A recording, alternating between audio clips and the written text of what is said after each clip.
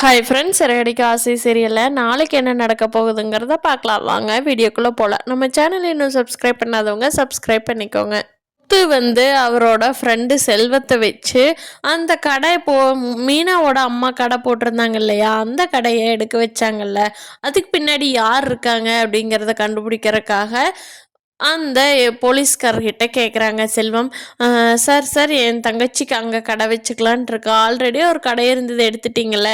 எங்களுக்கு அந்த இடத்த கொடுக்குறீங்களா? என் தங்கச்சி ரொம்ப உடல்நிலை சரியில்லாதவ, அங்கே பூக்கடை வச்சு பொழைச்சிக்குவாங்க சார் அப்படிங்கிறாங்க. அதுக்கு அந்த போலீஸ்கார் சொல்கிறாரு, இல்லைப்பா அந்த கடை வேறொருத்தர் புக் பண்ணிட்டாங்க. அவங்க எனக்கு 10,000 ரூபா முன் பணமாக தரேன்னு சொல்லியிருக்காங்க. அதனால் நீ வேணால் அந்த பணத்தை கொடுத்தீங்கன்னா நான் அந்த கடை அந்த இடத்துல உன்னோட கடை வைக்க ஏற்பாடு பண்ணித்தரேன் அப்படிங்கிறாங்க.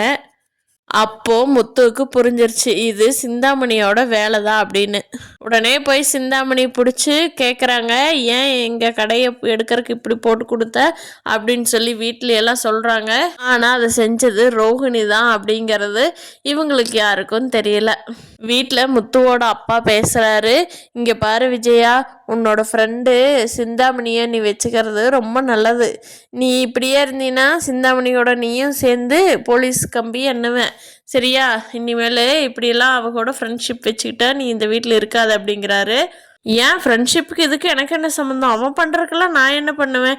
என்னால் ஏதாவது பிரச்சனை வந்தால் சொல்லுங்க அப்படிங்கிறாங்க விஜயா. பார்த்துமா, ஒரு நாள் உங்களையே தூக்கி கணம் பார்த்துருவாங்க அந்த சிந்தாமணி அப்படின்னு சொல்கிறாரு முத்து. போடாடே போய் வேலைப்பாரு அப்படிங்கிறாங்க விஜயா. ரோஹிணி தப்பு மேலே தப்பு பண்ணி இன்னுமே மாட்டாமல் இருக்காங்க. ஒருவேளை ஸ்ருதியோட அம்மா நான் பணம் கொடுத்துருக்கேன் அப்படின்னு சொல்லி ஸ்ருதி கிட்ட சொன்னாங்கன்னா ஸ்ருதியும் கொஸ்டின் கேட்பாங்க. பார்க்கலாம் ஃப்ரெண்ட்ஸ், ரெடி காசு இல்லை, அடுத்தடுத்து என்ன மாற்றம் நடக்குதுன்னு. இந்த வீடியோ பிடிச்சிருந்தா லைக் பண்ணிக்கோங்க. நீங்கள் என்ன நினைக்கிறீங்கன்னு கீழே கமெண்ட் பண்ணுங்கள். தேங்க்யூ.